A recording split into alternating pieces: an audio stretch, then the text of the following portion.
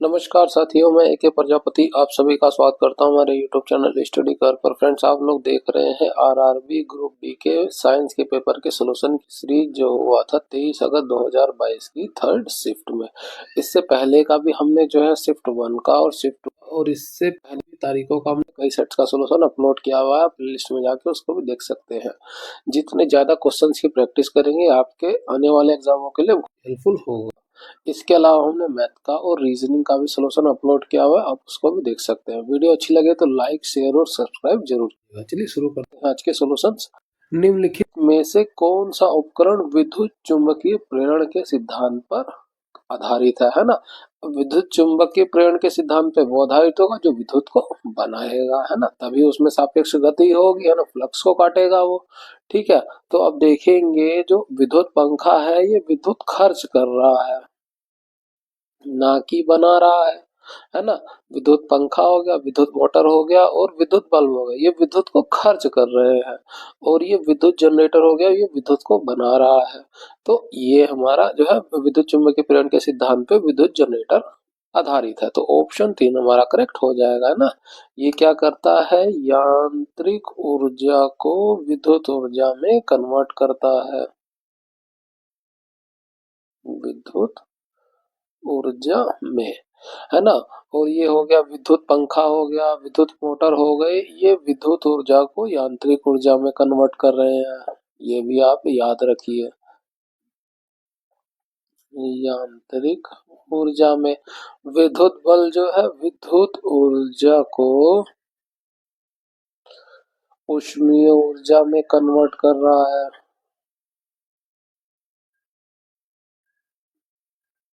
ऊष्मीय ऊर्जा में, ये सभी आप याद रखिए। नेक्स्ट क्वेश्चन,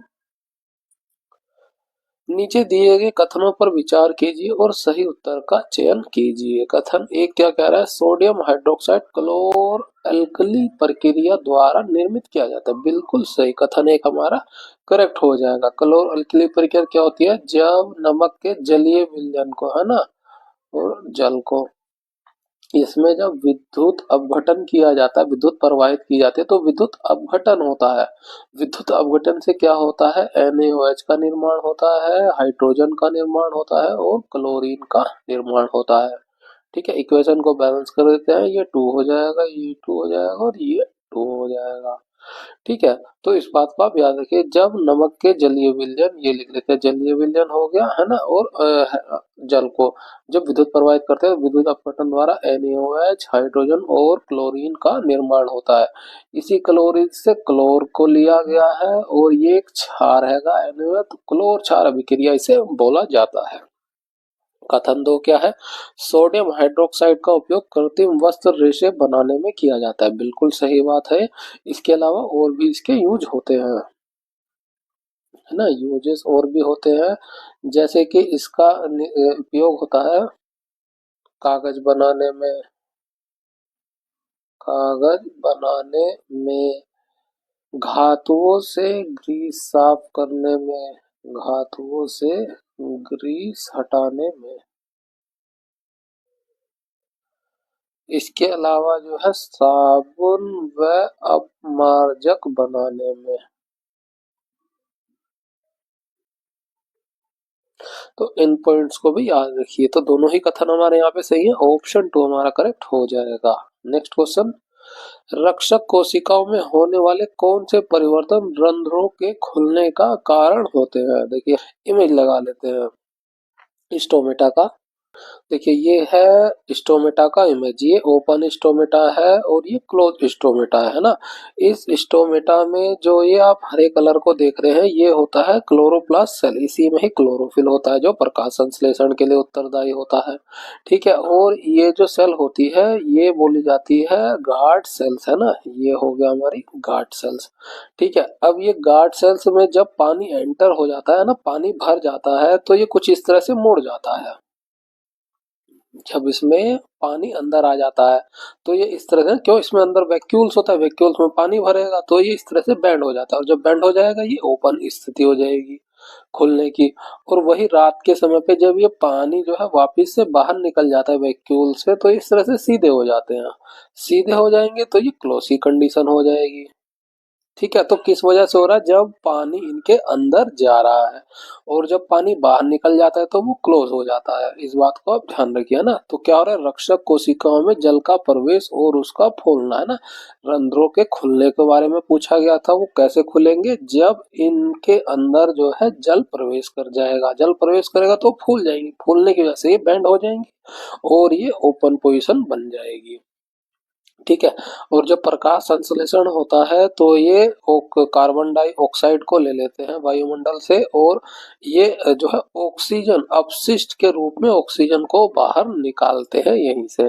ठीक है, तो यहाँ पे ऑप्शन एक हमारा करेक्ट हो जाएगा। अब देखिए दूसरा क्या है, रक्षक कोशिकाओं से जल का निकलना और उसका फूलना। फूलना नहीं, सिकुड़ना होगा ना। जल का निकलना और उसका संकुचित होना, ये हो जाएगा बंद कंडीशन। बंद कंडीशन, जब उसमें रक्षक कोशिकाओं से जल निकल जाएगा वो संकुचित हो जाएंगी, संकुचित हो जाएंगी तो सीधी हो जाएगी और सीधी होने पे वो जो है बंद पोजीशन को बना देंगी। और यहाँ पे हमारा जो है ऑप्शन एक करेक्ट है खुलने के लिए। नेक्स्ट क्वेश्चन, एक जादुई दर्पण संयोजन के सम्मुख खड़ा एक लड़का दर्पण में अपने सिर को बड़ा, शरीर को समान आकार का और पैरों को छोटे आकार का पाता है। अब जो है वो दर्पण के सामने खड़ा है ना। जादुई दर्पण है, उसमें सर उसका बड़ा आ रहा है, शरीर उसका समान आकार का आ रहा है और जो उसके पैर हैं वो छोटे आकार के आ रहे हैं, कुछ इस तरह से। ठीक है, पूछा जादुई दर्पण विन्यास में शीर्ष, मध्य और निचले भाग के लिए प्रयुक्त दर्पण क्या होगा। अब जब हम अपनी दर्पण में अपना इमेज देखते हैं वो होता है सीधा इमेज, है ना। सीधा इमेज होता है भाई, हम उसमें उल्टे तो दिखाई नहीं देते हैं, सीधे दिखाई देते हैं। और सीधा इमेज क्या होता है, वो होता है हमेशा आभासी। ठीक है, अब सेम साइज का बन रहा है तो हाँ, यानी कि वो उस इस हिस्से को देख रहा है समतल में। ये सिर का हिस्सा हो गया, ये शरीर हो गया बाकी का, और ये पैर का हिस्सा हो गया ना। ये शरीर को देख रहा है सेम साइज का, तो वो किस में देखेगा, वो समतल दर्पण में। जो हम अपना चेहरा देखते हैं वो समतल दर्पण ही होता है ना, उसमें हम अपना सीधा चेहरा देखते हैं तो वो आभासी होता है, सीधा हमेशा आभासी होता है। ठीक है, अब देखेंगे जो हमारा पैर है ना। अब आभासी ही इमेज बनेगी सब में। ठीक है, और आभासी में आप देखेंगे कि उत्तल दर्पण जो होता है वो हमेशा ही आभासी प्रतिबिंब बनाता है। आभासी बनाता है, वह हमेशा ही छोटा बनाता है। तो ये कौन सा हो जाएगा, उत्तल दर्पण हो जाएगा। यहाँ पे उत्तल दर्पण का इस्तेमाल हो रहा है। और आपने अगर अवतल दर्पण के बारे में पता पढ़ा हो तो अवतल दर्पण में एक ऐसी कंडीशन है, मैं यहाँ पे बनाऊं, एक ऐसी कंडीशन है जिसमें जो है प्रतिबिंब सीधा बनता है ना। वो हमेशा दर्पण के पीछे बनता है और सीधा बनता है, और ये सीधा सिर्फ एक ही कंडीशन में बनेगा। अवतल दर्पण के केस में है ना, सिर्फ एक ही केस आएगा। तो यहाँ पे बड़ा दिखाई दे रहा है, बड़ा यानी यहाँ पे अवतल दर्पण लगा हुआ है। ठीक है, अगर और जो है छोटा इमेज हमेशा उत्तल दर्पण में बनता है, और जो है आभासी इमेज है ना, आभासी बनेगा उत्तल दर्पण में, और बड़ा अवतल दर्पण में बनता है, और सेम साइज का समतल दर्पण में बनता है। ये सारे ही आभासी इमेज है, इसको याद रखिए, है ना। तो क्या हो जाएगा, शीर्ष जो है अवतल दर्पण में और शरीर जो है समतल दर्पण में, और जो है पैर है ना निचला हिस्सा जो है उत्तल दर्पण में का यूज किया गया। ऑप्शन 3 हमारा करेक्ट हो जाएगा। नेक्स्ट क्वेश्चन, अवतल दर्पण द्वारा उत्पन्न आवर्धन का चिन्ह क्या होता है। अभी हमने जैसे कि अवतल दर्पण की बात करी कि अवतल दर्पण ये हो गया है ना, उसमें क्या होता है कि एक कंडीशन में जो है प्रतिबिंब जो है हमारा दर्पण के पीछे बनता है, बाकी सारी कंडीशन में प्रतिबिंब हमारा वास्तविक बनता है, और यही एक आभासी प्रतिबिंब बनता है। ठीक है, तो हम यहाँ से अगर आवर्धन को निकालेंगे तो क्या हो जाएगा, ये यूं तो हमारा माइनस में आएगा। ठीक है, और v जो है यहाँ पे हमें प्लस का मिल जाएगा। क्यों, हम जो है ये लाइट इस तरह से आती है और ये लाइट की डायरेक्शन में हम मेजर कर रहे हैं तो ये पॉजिटिव हो जाता है, और ये अगेंस्ट लाइट के मेजर करते हैं इसलिए नेगेटिव होता है। तो m बराबर फॉर्मूला क्या होता है, दर्पण के लिए मैग्निफिकेशन v अपॉन u होता है। ठीक है, अब हमने v तो पॉजिटिव में ले लिया, ठीक है, यहाँ पे माइनस पहले से v पॉजिटिव में लिया, और u हमने माइनस में मिलेगा, तो u माइनस और माइनस ही कैंसिल कर देगा और हमें प्लस में जो आवर्धन मिलेगा। ठीक है, प्लस में मिलेगा। ये हमेशा आभासी होता है, आभासी होता है, सीधा होता है। बाकी की सारी कंडीशन में प्रतिबिंब हमें यहाँ पे मिलेगा, कहीं इधर मिलेगा सेंटर के पास, कहीं फोकस के पास, कहीं उसके बड़ा, लेकिन हम बाकी में सब में कंडीशन में माइनस में मिलेगा। तो अब हम इसे माइनस वाले को रखेंगे तो क्या होगा, ये माइनस पहले से रहेगा, माइनस में भी हो गया, माइनस में ये हो गया, ये कैंसिल कर देंगे और हमारा आवर्धन जो है माइनस में मिलेगा, है ना। ये माइनस में मिलेगा। ये सारे प्रतिबिंब जो बन रहे हैं इस तरह के, ये होते हैं वास्तविक।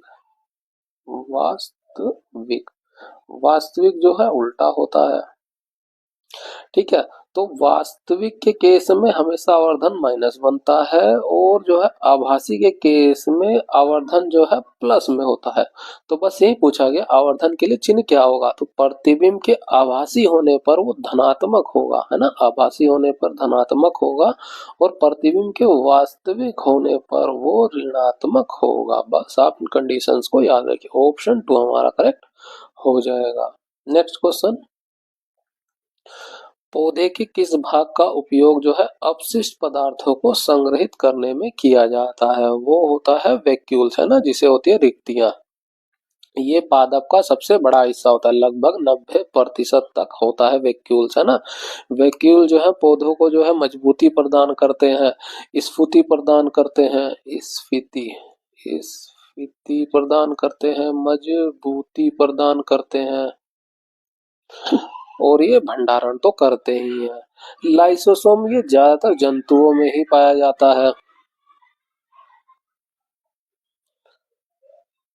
जंतुओं में पाया जाता है है ना।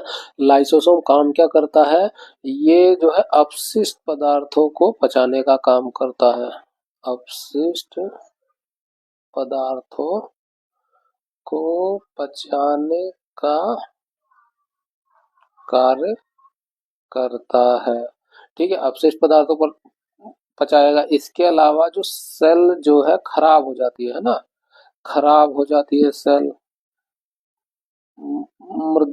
मृत्यु हो जाती है सेल की, है ना, डेड सेल हो जाती है। जब डेड होने पर जो है ये उसको भी पचा देता है, उसको भी नष्ट करने का काम करता है, उसको भी नष्ट कर देता है।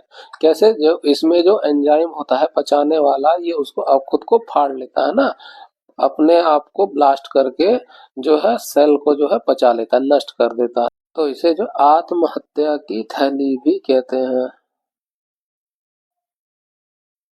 थैली भी कहते हैं, ठीक है। प्लास्टिड ये जो है पादप में पाया जाता है, पादप में पाया जाता है। ये जो है हम बेसिकली से 3 भागों में बांट सकते हैं। इनके पास एक तो खुद का राइबोसोम होता है, राइबोसोम व डीएनए होता है, इस बात को भी आप याद रखिए। एक भाग होता है क्लोरोप्लास्ट, है ना, क्लोरोप्लास्ट। क्लोरोप्लास्ट में क्या होता है, इसी में जो है क्लोरोफिल होता है जो प्रकाश संश्लेषण के लिए उत्तरदायी होता है, क्लोरोफिल होता है ना, जो प्रकाश संश्लेषण के लिए उत्तरदायी होता है, संश्लेषण करता है ना। क्लोरोफिल का रंग हरा होता है, रंग हरा होता है, ठीक है। इसके अलावा जो दूसरा होता है वो होता है क्रोमोप्लास्ट, क्रोमोप्लास्ट। आपने क्रोम ब्राउजर का इस्तेमाल किया होगा तो उसमें देखा होगा कि जो है लाल रंग होता है ना, पीला रंग होता है। बस उसी से आप कल्पना कीजिए, विभिन्न रंग प्रदान करता है, लाल, पीला, नारंगी जैसे रंग प्रदान करता है, रंग प्रदान करता है। फूलों को, फलों को, है ना, फूलों को, फलों को इत्यादियों को, ठीक है। इसके अलावा एक भाग होता है लूकोप्लास्ट, लिख देते हैं लूकोप्लास्ट। ये रंगहीन भाग होता है, रंगहीन भाग होता है। ठीक है, रंगहीन भाग होता है। अब रंगहीन भाग है तो ये रंग वाला नहीं का दूसरा काम करेगा। क्या करता है, ये जो है स्टार्च, स्टार्च हो गया, वसा हो गया, प्रोटीन हो गया, इनका जो है स्टोरेज का काम करता है, इनका भंडारण करता है, भंडारण करता है ना। ये वाला जो हिस्सा है ये भूमिगत भाग में पाया जाता है ना, जहाँ पे प्रकाश नहीं पहुंचता है। भूमिगत भागों में पाया जाता है, जो रंगहीन होता है और जो है स्टार्च वसा और प्रोटीन का जो है भंडारण करता है। नाभिक, नाभिक जो है यूकेरियोटिक सेल में उसमें जो है क्लियरली पाया जाता है कुछ इस तरह से। इसके अंदर होता है डीएनए, जो होता है डीऑक्सी राइबो न्यूक्लो एसिड, जो वंशानुगत जो प्रणाली उसको है उसको स्टोर करके रखता है, वंशानुगत इंफॉर्मेशन को। ठीक है, नेक्स्ट क्वेश्चन। उसी के अंदर क्रोमोसोम होता है, क्रोमोसोम जीन, ये सब होता है। निम्नलिखित में से कौन सा कथन सही है। एक क्या कह रहा है कि प्रतिरोध जो है ताप से स्वतंत्र होता है, ये बात गलत है। ताप से स्वतंत्र नहीं होता है। हम बात करें जो फॉर्मूला होता है आर बराबर होता है रो एल अपॉन ए। तो रेजिस्टेंस जो है लंबाई पर, एरिया पर और प्रतिरोधकता पर निर्भर करता है ना। प्रतिरोधकता क्या होती है, ये पदार्थ का आंतरिक गुण होता है, पदार्थ का आंतरिक गुण होता है ना।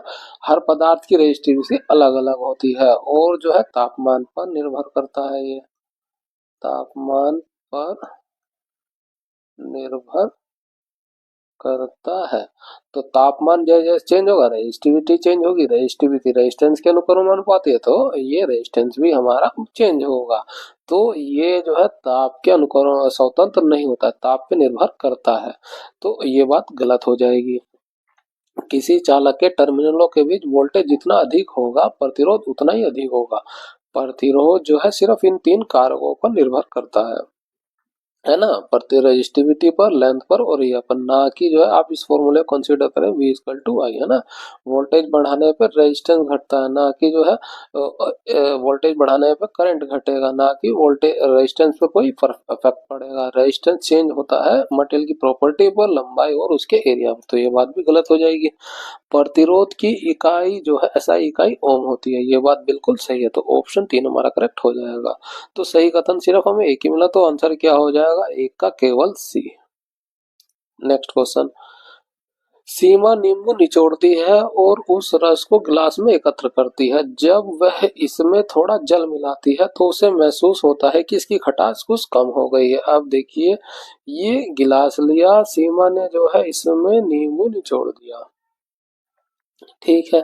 अब यहाँ पे जो है एच आयन की कंसंट्रेशन अधिक है, एच आयन की सांद्रता अधिक है, एच आयन की सांद्रता अधिक है, ठीक है। लेकिन जब है जो है इसमें थोड़ा जल मिला दिया गया, जल मिला दिया गया तो यह पूरे में मिल जाएगा, है ना। अब क्या होगा, इसकी एच आयन की सांद्रता, एच आयन की सांद्रता कम हो जाएगी, कम हो जाएगी जल मिलाने पर, जल मिलाने पर, है ना। इसी को बोला जाता है तनु हो गया, ये डाइल्यूट कर देते हैं तो तनु बोल देते हैं, तो एच एन की सांद्रता उसमें कम हो जाती है। पूछा गया कि जल मिलाने से हाइड्रोक्साइड आयनों की सांद्रता पर क्या प्रभाव पड़ेगा। अब जो है एच आयन सांद्रता इनवर्सली प्रोपोर्शनल होती है ओ एच आयन सांद्रता के, है ना। जितना ये अधिक होगा उतना ही ये कम होगा और जितना ये कम होगा उतना ही ओ एच आयन सांद्रता अधिक हो जाएगी। तो अब पानी मिला दिया गया तो H प्लस आयन की सांद्रता कम हो गई, H आयन की सांद्रता कम हो गई तो OH आयन की सांद्रता जो है बढ़ जाएगी। आंसर क्या हो जाएगा, एक का यह बढ़ता है। पूछा जाता है हाइड्रोजन आयन की H आयन की सांद्रता पर क्या प्रभाव पड़ेगा, तो वो घट जाती है। यहाँ पे OH के बारे में पूछा गया तो वो बढ़ जाएगी। ठीक है। नेक्स्ट क्वेश्चन, 1000 वाट की रेटिंग वाले एक इलेक्ट्रिकल हीटर को प्रतिदिन 5 घंटे के लिए अनुपयोग किया जाता है। 6 रुपए प्रति इकाई लागत के लिए के आधार पर सितंबर माह के लिए उस उपकरण को चलाने की कुल लागत कितनी आई। अब देखिए 6 रुपए यूनिट हैगा चार्ज, तो हमें एक यूनिट कितना मतलब एक यूनिट हम जानते हैं कितना होता है, 1 किलो वाट आवर होता है। तो हम ये जो 1000 वाट है 5 दिन तक चला, 5 घंटे चला रहा है दिन में, सितंबर माह के, यानी सितंबर माह में 30 दिन होते हैं। तो यहाँ से हम कन्वर्ट कर लेते हैं कितनी यूनिट का जो है खर्च हो रहा है ना, ऊर्जा हम निकाल लेते हैं कितनी एनर्जी खर्च हो रही है हमारी। तो ऊर्जा कितनी हो जाएगी यहाँ से हम निकालेंगे, तो क्या हो जाएगा, वाट आ जाएगा। 1000 वाट लग रहा है 5 दिन तक, पर डे हो रहा है 5 दिन तक, पूरे महीने यूज करें तो 30 दिन आ गए यहाँ पे। ये वाट हो गया, ये आवर हो गया, ये इसकी यूनिट वाट आवर हुई। हमें चाहिए 1 किलो वाट आवर, 1 किलो यानी 1000 वाट आवर, तो हमारा यूनिट में कन्वर्ट होगा। तो अब हम इसको भाग कर देंगे, है ना। यूनिट में कन्वर्ट करने के लिए क्या करेंगे, भाग करेंगे 1000 से। ये हमने भाग किया 1000 से, ये 1000 है, 5 गुणा 30 हो गया। तो ऊर्जा जो है यहाँ पे ऊर्जा ही लिखें। अब इसकी यूनिट कन्वर्ट हो गई, ये हो गया यूनिट में, जो वाट आवर था हमारा, अब ये कन्वर्ट हो गया यूनिट में। 1000 से भाग करें, 1 2 3, 1 2 3, 3 जीरो कट गई, 5 हुआ 15 जीरो, है ना, 15, 150 यूनिट आया। और एक यूनिट की कीमत है 6 रुपए। तो यहाँ पे हम रुपए निकाल लेते हैं, 6 से गुणा कर देंगे, 15 6 हो जाएगा 90, 1 जीरो और है, तो ये होगी 900 रुपए लागत आएगी पूरे महीने की। ऑप्शन जो है 4 हमारा करेक्ट हो जाएगा। नेक्स्ट क्वेश्चन, 4 भिन्न तत्व और उसके परमाणु क्रमांक दिए गए हैं। ए का 9 दिया है, बी का 11, सी का 19, डी का 37 दिया। आवर्त सारणी में उनकी स्थितियों के संदर्भ में इनमें से उनका असंगत तत्व का चयन कीजिए। अब देखिए, ए का परमाणु क्रमांक है 9, बी का है 11, सी का है 19, डी का है 37। यहाँ से हम इसका इलेक्ट्रॉनिक विन्यास लिखेंगे तो क्या आएगा, ये 2 और 7 आएगा, 7 दोनों। इसको हम तोड़ेंगे तो 2 8 1 आएगा, इसको हम तोड़ेंगे 2 8 8 1 आएगा, इसको हम तोड़ेंगे 2 8 18 और ये 8 आएगा। कितना हो जाएगा ये, एक और बचेगा। अब आप देखेंगे कि जो है, अब बाहरी कक्षा में जो है यहाँ पे एक इलेक्ट्रॉन है, यहाँ पे एक इलेक्ट्रॉन है, तीनों में इलेक्ट्रॉन है, इसमें जो है 7 इलेक्ट्रॉन आ रहे हैं, है ना। तो असंगत क्या हो गया, और ए जो है जिसके परमाणु क्रमांक 9 है वो असंगत हो जाएगा, क्योंकि सभी अपना अष्टक पूर्ण करना चाहेंगे, ये त्यागेंगे एक इलेक्ट्रॉन को, और ये एक इलेक्ट्रॉन को ग्रहण करेगा, ये ग्रहण करने की प्रवृत्ति रखेगा, और ये त्यागेंगे। हम ये कह सकते हैं जो त्यागते हैं वो धातु है, ये अधातु होगा, तो इस तरह से असंगत कर सकते हैं। तो ये ए जो है हमारा अलग हो जाएगा। नेक्स्ट क्वेश्चन, निम्नलिखित में से कौन सा ऊष्मीय अपघटन अभिक्रिया का उदाहरण है ना। ऊष्मीय अपघटन अभिक्रिया, वे अपघटन जिसमें ऊष्मा के माध्यम से अपघटन होता है। देखेंगे जिंक कार्बोनेट को जब ऊष्मा दी जाती है तो वो कन्वर्ट हो जाता है जिंक ऑक्साइड और कार्बन डाइऑक्साइड में, तो ये एक ऊष्मीय अपघटन हुआ, तो ऑप्शन 1 हमारा करेक्ट हो जाएगा। इसके अलावा एक और एग्जांपल को याद रखिए, कैल्शियम कार्बोनेट, है ना, जब इसको ऊष्मा दी जाती है तो ये कैल्शियम ऑक्साइड और कार्बन डाइऑक्साइड में टूट जाता है। कैल्शियम ऑक्साइड क्या होता है, बिन बुझा चूना बोलते हैं इसे, बिन बुझा चूना, चूना हो गया। ठीक है। और ये क्या हो गया, बाकी के एग्जाम्पल को पढ़े हैं। ये नमक हो गया, मोल्टन पिघला हुआ नमक है, और सोडियम और क्लोराइड में कन्वर्ट हो, कब होगा, जब इसका विद्युतीय अपघटन होगा। विद्युत अपघटन होने पर ये जो है सोडियम और क्लोरीन में टूटता है। ऐसे ही जल जल का जब विद्युत अपघटन किया जाता है तो ये हाइड्रोजन और ऑक्सीजन में टूटता है। इसके अलावा जो है सिल्वर क्लोराइड, है ना, सिल्वर क्लोराइड जो है प्रकाशीय अपघटन जब होता है ना, ये प्रकाश के प्रति संवेदनशील है। और जब प्रकाश में जब इसका अपघटन होता है तो सिल्वर और क्लोरीन में टूट जाता है। इसके अलावा एक और हैगा सिल्वर ब्रोमाइड, है ना। ये दोनों ही जो है प्रकाश के प्रति संवेदनशील होते हैं और प्रकाश मिलने पर ये जो है सिल्वर और ये ब्रोमाइन में टूट जाएगा हमारा। ठीक है, ये दोनों ही, इन दोनों का इस्तेमाल जो है ब्लैक एंड व्हाइट फोटोग्राफी में इस्तेमाल किया जाता है, ग्राफी में यूज होता है। अब ये पुरानी चीजें हो गई हैं, पहले जो है अब तो डिजिटल यूज होता है, पहले इसका बहुत इस्तेमाल होता था। तो इन दोनों एग्जाम्पल को याद रखिए, ये प्रकाशीय अपघटन हो गया, विद्युत अपघटन हो गया और ये ऊष्मा अपघटन हो गया। अपघटन तीन तरीके से होता है, ऊष्मीय अपघटन, विद्युतीय अपघटन और प्रकाशीय अपघटन। बस ये याद रखिए, एग्जाम्पल्स को भी याद रखिए, है ना, ये बहुत पूछे जाते हैं। नेक्स्ट क्वेश्चन, निम्नलिखित में से किन कारकों द्वारा वनों का संरक्षण किया जाता है। अब जो वनों का संरक्षण करना है ना, संरक्षण यानी बचाना है, वन को बचाना। तो कैसे बचाएंगे आप, ए जो है वृत्त वृक्षों को नियमित एवं नियोजित कटाई करके, है ना। आप जो है प्लान करके वृक्षों को काटेंगे, उनकी प्लानिंग से कटाई करेंगे नियमित, तो उससे आप संरक्षण कर सकते हैं। दूसरा क्या, वनों की आग पर नियंत्रण, जो वनों में आग लगती रहती है आप उस पर कंट्रोल पा लेंगे तो वहां से आप वनों को बचा सकते हैं। ठीक है, ये क्या है, वनों में संरक्षण, सड़कों का निर्माण। अब सड़कों का निर्माण करेंगे तो आप वनों को काटना पड़ेगा, है ना, वनों को अधिक मात्रा में काटना पड़ेगा,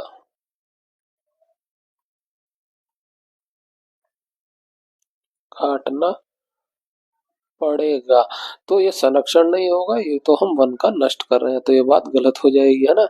एकल कृषि रोपण, आप कृषि रोपण करेंगे तो आपको भूमि की आवश्यकता होगी, भूमि की आवश्यकता होगी, उसके लिए आप फिर से जो है वनों को काटेंगे, है ना, वनों को काट कर बनाएंगे, तो ये भी गलत हो जाएगा।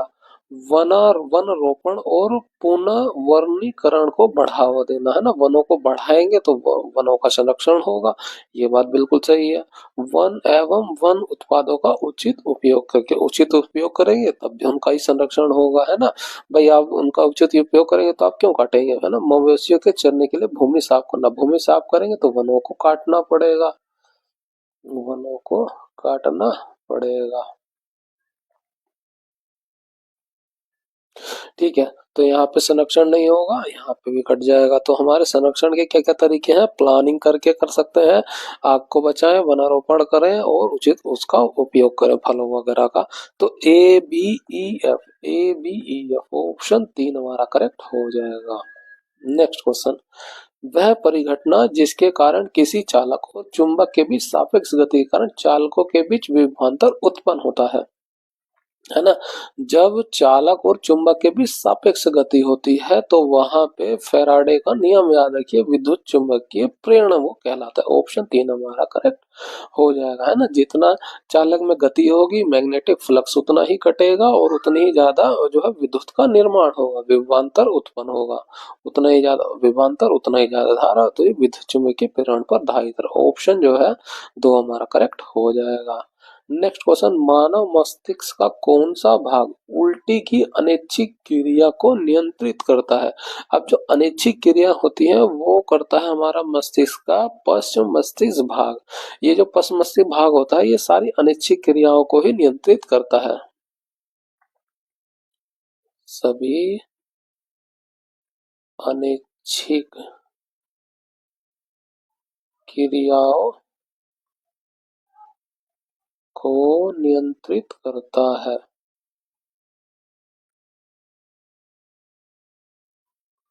आप इस बात को याद रखिए, है ना। इसी में जो होता है मेडुला ओब्लांगेटा होता है, मेडुला डोला ओब्लांगेटा शामिल होता है ना। और यही जो अनैच्छिक क्रिया होती क्या क्या, जैसे कि श्वसन, है ना, जिस पर हमारा कोई कंट्रोल नहीं होता, अपने आप ही क्या हम सोच समझ के सांस लेते हैं, नहीं, हृदय गति अपने आप सब कुछ होता रहता है, हमारा रक्तचाप हो गया, है ना, खांसी हो गई, ये सब जो अनिच्छिक क्रियाएं हैं, खाने को निगलना, है ना, निगलना, ये सब अनिच्छिक क्रिया, इसके लिए हमें कोई दिमाग नहीं लगाना पड़ता है, ऑटोमेटिकली जो होती रहती हैं। ठीक है। और इसके अलावा मध्य मस्तिष्क है ना, मध्य मस्तिष्क क्या होता है, ये होता है संवेदी सूचनाओं का रिले। संवेदी सूचनाओं का रिले होता है, सूचनाओं का रिले। कौन कौन सी संवेदी सूचनाएं, जैसे कि दृष्टि हो गई है ना, दृष्टि देखने और सुनने से संबंधित है ना, से संबंधित इंफॉर्मेशन को जो है ये सेरिबेलम तक पहुंचाता है। संबंधित इंफॉर्मेशन को ये सेरिबेलम तक पहुंचाता है, सेरेब्रम तक पहुंचाता है। इसको आप याद रखिए है ना, देखने और सुनने से संबंधित जो भी इंफॉर्मेशन होती है सेरिबेलम तक पहुंचाता, तो संवेदी सूचनाओं का रिले कहलाता है। अग्र मस्तिष्क क्या होता है, सबसे बड़ा हिस्सा यही होता है ना, मस्तिष्क का सबसे बड़ा हिस्सा यही होता है, सबसे बड़ा हिस्सा होता है। ये बहुत सारे काम करता है ना,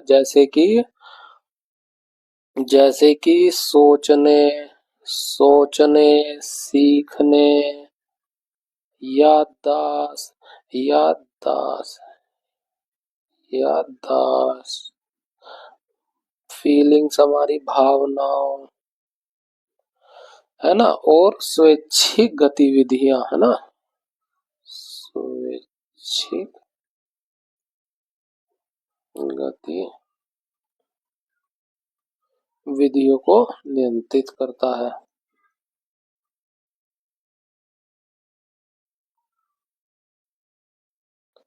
सबसे बड़ा भाग होता है सारे, इसलिए ज्यादातर काम सारे यही कर डालता है। जो भी हमारी जो है स्वैच्छिक गतिविधियां हैं, सोचने, सीखने, याददाश्त, भावना, उन सबको यही नियंत्रित करता है।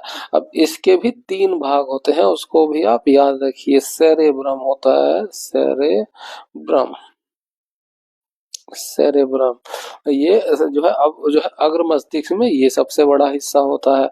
इसी का काम होता है बुद्धि है ना, ये बुद्धि होगी, भाषा, चेतना, संवेदी सूचनाएं, सूचना, सुनना, गंध, स्वाद, संवेदी सूचनाओं में आ जाएगा ये। ठीक है। याददाश्त हो गई, भाषा, चेतना, सब यही काम करता है। दूसरा क्या होता है, थैलेमस होता है, थैलेमस है ना। थैलेमस क्या करता है, ये जो है पूरा मस्तिष्क का रिले स्टेशन ही होता है ना, नीचे स्थित है, ये भी एक रिले स्टेशन होता है, रिले स्टेशन होता है।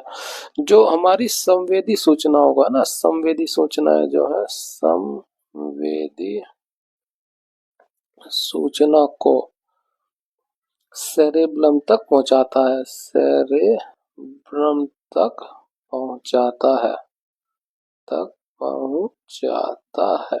इसको आप याद रखिए ना, ये एक रिले स्टेशन है, संवेदी सूचनाओं का रिले स्टेशन कह लीजिए, जो सेरेबेलम तक इंफॉर्मेशन को पहुंचाता है।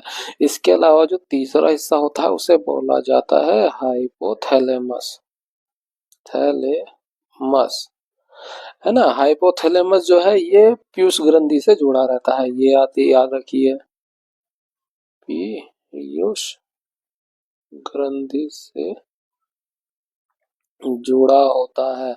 और ये जो हाइपोथैलेमस होता है, यही हमारी भूख, प्यास, नींद, शरीर का तापमान, इन सबको कंट्रोल करता है।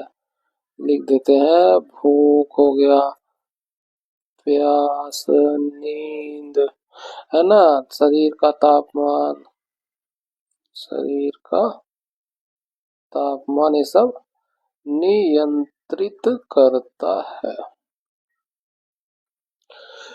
इन सबको आप याद रखिए। नेक्स्ट क्वेश्चन, उदासीनीकरण अभिक्रिया के दौरान क्रमशः एच आयन, देखिए एच आयन कौन देता है, अम्ल देते हैं, से आता है, और OH आयन, OH आयन कौन देते हैं, क्षार देते हैं। से आता है जिसे जल का अणु बनता है। ऑप्शन 4 हमारा करेक्ट हो जाएगा, है ना। जब अम्ल और क्षार मिलते हैं तो इसी को उदासीनीकरण अभिक्रिया कहलाती है ना, यही उदासीनीकरण अभिक्रिया। इसमें क्या होता है, लवण व जल का निर्माण होता है, आप इस बात को याद रखिए। ये उदासीनीकरण अभिक्रिया कहलाती है। नेक्स्ट क्वेश्चन, नीचे दिए गए कथनों पर विचार किए, सही उत्तर का चयन कीजिए। कथन एक क्या कह रहा है, यौगिक की वह श्रेणी जिसमें कार्बन श्रृंखला के एक ही क्रियात्मक समूह, है ना, क्रियात्मक समूह, जैसे कि हमने ले लिया OH, ये क्रियात्मक समूह है। और क्या हैगा, कीटोन हो गया, ये क्रियात्मक समूह है गया ना, हाइड्रोजन को प्रतिस्थापित करता है, समझाती श्रेणी कहलाती है। बिल्कुल सही हो गया। अब जैसे कि हम क्रियात्मक समूह इसकी OH की बात करें, क्या होता है, CH3, लिख देता है 3OH हो गया, है ना। ये कार्बन श्रृंखला का हुआ क्रियात्मक समूह हो गया। इसका अगला क्या होगा, है ना, दूसरा क्या होगा, C2H5OH होगा। अब इसमें डिफरेंस देखेंगे, CH2 का मिले, अब जिसमें भी डिफरेंस CH2 का मिल जाए वो सजातीय श्रेणी ही कहलाती है। तो ये बात बिल्कुल सही हो गई। दूसरा क्या है, जैसे जैसे समजातीय श्रेणी में आणविक द्रव्यमान बढ़ता है ना। हम एक फॉर्मूला लिखे, जैसे कि CnH2n+2, ये भी समजातीय श्रेणी की हो गई, है ना। इसमें भी अगला हम नंबर को बढ़ाएंगे, 1 रखेंगे, N2 रखेंगे, 3 रखेंगे, तो CH2 ही बढ़ेगा। ऐसे ये फॉर्मूला हो जाता है CnH2n, ये सभी जो समजातीय श्रेणी के ही फॉर्मूले हो जाते हैं। तो इनके भौतिक गुणों में क्रमिक परिवर्तन प्रदर्शित करता है, बिल्कुल सही है। आणविक द्रव्यमान जैसे जैसे बढ़ता है उनका गलनांक व क्वथनांक जो है बढ़ता है। ठीक है, आणविक द्रव्यमान जैसे जैसे बढ़ेगा तो भौतिक गुण क्या है, गलनांक हो गया, क्वथनांक हो, ये भी बढ़ जाते हैं। तो ये भी ऑप्शन हमारा सही, कथन सही है। तो दोनों ही कथन सही है, तो आंसर क्या हो जाएगा, ऑप्शन 3 का दोनों कथन हमारे सत्य हैं। नेक्स्ट क्वेश्चन, रक्त का निम्नलिखित में से कौन सा घटक थक्कों के निर्माण में सहायक होता है, वो होता है बिंबाणु प्लेटलेट्स। रेड ब्लड सेल्स को भी याद रखिए, रेड ब्लड सेल्स हो गया, RBC बोलते हैं शॉर्ट में। ये जो है यहाँ लिख देते हैं RBC, है ना। इसी में जो है हमारा हीमोग्लोबिन नामक प्रोटीन होता है, हीमोग्लोबिन नामक प्रोटीन होता है, जो ऑक्सीजन को जो है लंग्स से शरीर की तरफ लाता है, की तरफ लाता है, और जो है कार्बन डाइऑक्साइड को शरीर से लंग्स की ओर ले जाता है, ले जाता है। हीमोग्लोबिन का रंग लाल होता है, लाल रंग के इसमें जो है फेरस मेटल पाया जाता है, इसको आप याद रखिए। और ये जो व्हाइट ब्लड सेल्स होती हैं, ये हमारी जो है बीमारियों से रक्षा करती हैं, है ना। संक्रमण से, जितने भी संक्रमण होते हैं उसमें हमारे प्लेटलेट व्हाइट ब्लड सेल्स जो है फाइट करते हैं और हमें जो है बीमारियों से बचा के रखते हैं। यह थक्के के बारे में पूछा गया था, वो हो जाएगा प्लेटलेट्स। नेक्स्ट क्वेश्चन, जिन तत्वों के बाहरी कक्षा में 2 इलेक्ट्रॉन होते हैं वे समांतर डैश होते हैं। अब देखिए, जो 2 इलेक्ट्रॉन होगा, जैसे कि हो जाएगा हमारा मैग्नीशियम, है ना, क्या होता है, 12 होता है इसका नंबर, तो 2 8 2 बाहरी कक्षा में हुए 2। ये 2 इलेक्ट्रॉन जिसमें बचता है वो दूसरे ग्रुप में आता है, सेकंड ग्रुप में आते हैं आवर्त सारणी के। और जो दूसरा ग्रुप है वो क्या कहलाता है, क्षारीय मृदा धातु, क्षारीय मृदा धातु का ग्रुप होता है। तो 2 इलेक्ट्रॉन आ रहे हैं, वो सेकंड ग्रुप में आता है उस आवर्त सारणी के, और क्षारीय मृदा धातु कहलाता है। तो वो समानता क्या होते हैं, वो धातुएं होती हैं। और जिसमें बाहरी कक्षा में 1 इलेक्ट्रॉन होता है वो क्षारीय धातुएं होती है ना, क्षारीय धातु होती है। इनको आप याद रखिए, है ना। क्षारीय धातु उन्हें जो है ये पहले ग्रुप में आती हैं, फर्स्ट ग्रुप में। ग्रुप में आते हैं। अब देखिए तीसरा ग्रुप भी है, जैसे एल्युमिनियम वगैरह आ जाता है। और जो अघातु होते हैं जनरली इसमें 4 से लेकर के 7 इलेक्ट्रॉन तक होते हैं बाहरी कक्षा में। उत्कृष्ट गैसों की बाहरी कक्षा में अष्टक नियम पूर्ण होता है ना, अष्टक भरा होता है, अष्टक भरा होता है। बाहरी कक्षा का अष्टक जो है, बाहरी कक्षा का अष्टक जो है भरा रहता है, भरा होता है ना, हीलियम को छोड़ के, क्योंकि इसमें जो दो परमाणु मिलते हैं उसमें 2 इलेक्ट्रॉन बाहरी कक्षा में होते हैं इसकी, इस बात को आप याद रखिए। घातु और अघातु जो दोनों गुण रखते हैं वो उपघातु कहलाते हैं। नेक्स्ट क्वेश्चन, निम्नांकित चित्र में एक त्रिभुजाकार कांच के प्रिज्म के माध्यम से एक प्रकाश किरण ए बी, है ना, प्रकाश किरण है ए और बी, ये होगा कि अपवर्तन को दर्शाया गया है यहाँ पे, ठीक है। तो एंगल ई ओ डी, ये एंगल ई ओ डी है ना, ये एंगल पूछा गया, ये किसको निरूपित करता है।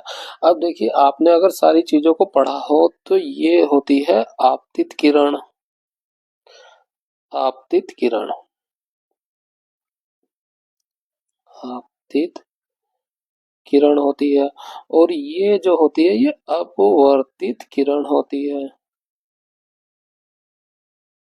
किरण होती है।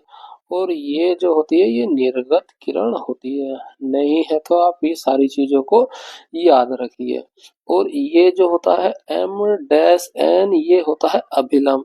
ऐसे ही सेम एन डैश एन, ये अभिलंब हैंगे।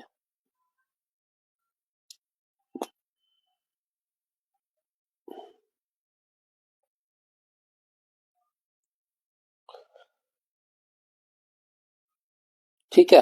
अब जो है ये आपतित किरण जो अभिलंब के साथ कोण बनाती है उसे बोला जाता है आपतन कोण, है ना, जिसे आई से हम रिप्रेजेंट करते हैं। ये एंगल क्या बोला जाता है, आपतन कोण।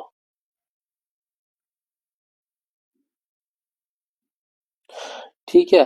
और ये जो निर्गत किरण है इस अभिलंब के साथ जो एंगल बनाती है उसे बोला जाता है निर्गत कोण, निर्गत कोण होता है। ठीक है। और ये जो निर्गत किरण है जब हम इसको पीछे एक्सटेंड करते हैं और ऐसे ही आपतित किरण को आगे बढ़ाते हैं तो ये एक दूसरे को जहां पे इंटरसेक्ट करती है, जो ये एंगल बनाती है, उसको ही बोला जाता है विचलन कोण, विचलन कोण होता है। ठीक है। इसके अलावा आप इन एंगलों को भी याद रखिए। ये जो एंगल बनता है इसको लिख लें आर डैश, ये आर डैश, आर वन और आर टू डैश लिख लें। ये जो दोनों बन रहे हैं इसको बोला जाता है आपतन अपवर्तित कोण, अपवर्तन कोण। क्योंकि अपवर्तित किरण से बन रहा है तो अपवर्तन कोण कहलाएगा। ठीक है। तो यहाँ पे पूछा गया था इस विचलन कोण के बारे में जो एंगल ई ओ और डी पर बन रहा है, एंगल ई ओ डी पे बन रहा है, वो कौन सा कोण है, विचलन कोण। ऑप्शन एक हमारा करेक्ट हो जाएगा। आप बाकी के सारे एंगल्स को भी याद रखिए। नेक्स्ट क्वेश्चन, श्वेत प्रकाश का वह घटक जिसका अपवर्तनांक अधिकतम होता है वह किस रंग का होता है। जिसका अपवर्तनांक अधिकतम होता है उसका विचलन कोण अधिकतम होता है, विचलन कोण अधिकतम होता है। और उसका जो है वेव लेंथ, वेव लेंथ जो है कम होता है। अधिकतम हो तो सबसे कम लिखेंगे फिर, है ना, सबसे कम होता। अब यहाँ पे हम प्रिज्म बनाए तो ये आपतित किरण, अपवर्तित और ये निर्गत किरण बनती है। तो ये इस तरह से अलग अलग है ना, श्वेत प्रकाश जो है प्रिज्म से गुजरता है तो वो 7 अलग अलग रंगों में बिखर जाता है। जो सबसे ज्यादा नीचे की तरफ झुका होता है वो होता है बैगनी कलर, उसके बाद V I V G Y और वी बी, और आप याद रखिए इसमें सबसे अधिक विचलन होता है, सबसे अधिक विचलन होता है। आर में जो है सबसे कम विचलन होता है, कम विचलन होता है। ठीक है, तो सबसे अधिक विचलन हो रहा वेवलेंथ जो है उसकी शॉर्ट होगी और इसकी वेवलेंथ अधिक होगी। ठीक है, इसीलिए जो है रेड सिग्नल का जो लाल कलर के सिग्नल का इस्तेमाल किया ताकि दूर से ही दिखाई दे जाए। पूछा था जिसका किसका अपवर्तनांक अधिकतम होता है, तो जिसका विचलन कोण सबसे अधिकतम किसका बैगनी कलर का, तो हमारा आंसर क्या हो जाएगा ऑप्शन 2 का बैगनी रंग। नेक्स्ट क्वेश्चन, रासायनिक समीकरण में किस पदार्थ के प्रतीक सूत्र के बाद लिखा गया पद ए क्यू यह दर्शाता है कि वह डैश में मौजूद। ए क्यू क्या मतलब होता है, एक्वा होता है एक्वा। क्या आपने एक्वामैन फिल्म देखी है ना, बैटमैन है जिसमें इस पर सुपरमैन है, उसमें एक्वामैन भी है ना, ये एक यूनिवर्स हैगा। एक्वामैन क्या है, वो समुद्र में रहने वाला प्राणी है, तो समुद्र में देखा पानी में आराम से वो रह लेता है, तो उसे ही बोला जाता है एक्वामैन।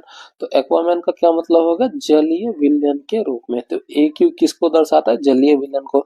ऐसे ही द्रव को जो दिखाना होता है वो एल से रिप्रेजेंट करते हैं, सॉलिड को दिखाना होता है तो एस से रिप्रेजेंट करते हैं और गैस को दिखाना होता है तो जी से रिप्रेजेंट करते हैं। आप इन चीजों को याद रखिए। ऑप्शन 2 जो है हमारा यहाँ पे करेक्ट हो जाएगा। नेक्स्ट क्वेश्चन, डैश कुछ सरीसृपों में निषेचित अंडे का लिंग निर्धारण करते हैं ना, तापमान है ना, तापमान जो है कुछ सरीसृप जीवों में जो है निषेचित अंडे को लिंग को निर्धारण करता है, जैसे कि हो गया कछुआ, कछुआ, मगरमच्छ, इनको आप याद रखिए, है ना। इनका लिंग निर्धारण जो है टेम्परेचर पर निर्भर करता है, जैसे जैसे तापमान बढ़ेगा, है ना, लिख देते हैं टेम्परेचर बढ़ने पर जो है फीमेल प्रोडक्शन बढ़ता है, और टेम्परेचर कम होगा तो मेल की प्रोडक्शन बढ़ जाएगी, फीमेल प्रोडक्शन ज्यादा होगा, और जो है कम होगा तो मेल प्रोडक्शन ज्यादा होगा, यानी मेल फीमेल जो है मादा प्राणी ज्यादा होंगे उस केस में जब टेम्परेचर ज्यादा हो, कम होगा तो मेल प्राणी ज्यादा होंगे। नेक्स्ट क्वेश्चन, एक जो है 2 ओम का प्रतिरोध और 4 ओम के प्रतिरोध के साथ श्रेणी क्रम में जुड़े हैं, तो उसका तुल्य प्रतिरोध क्या होगा। अब श्रेणी क्रम में जुड़े हैं, तुल्य प्रतिरोध निकालने का फॉर्मूला क्या होता है, R1 प्लस R2 होता है। तो ये मान लिया हमने R1 है, ये R2 है, दोनों को जोड़ देंगे, 2 प्लस 4 कितना हो जाएगा 6। प्रतिरोध की यूनिट क्या होती है ओम, 6 ओम। ऑप्शन 4 हमारा करेक्ट हो जाएगा। यहाँ पर जो है हमारा साइंस का पोर्शन कंप्लीट होता है। वीडियो अच्छी लगी हो तो लाइक जरूर कीजिए, शेयर जरूर कीजिए, सब्सक्राइब कीजिए हमारे चैनल को इस तरह की वीडियो के लिए। इस वीडियो की पीडीएफ आप डाउनलोड कर सकते हैं हमारे टेलीग्राम चैनल स्टडी करो से, लिंक डिस्क्रिप्शन में है, आप वहां से भी कर सकते हैं। मिलते हैं आपसे अगली वीडियो में, थैंक यू।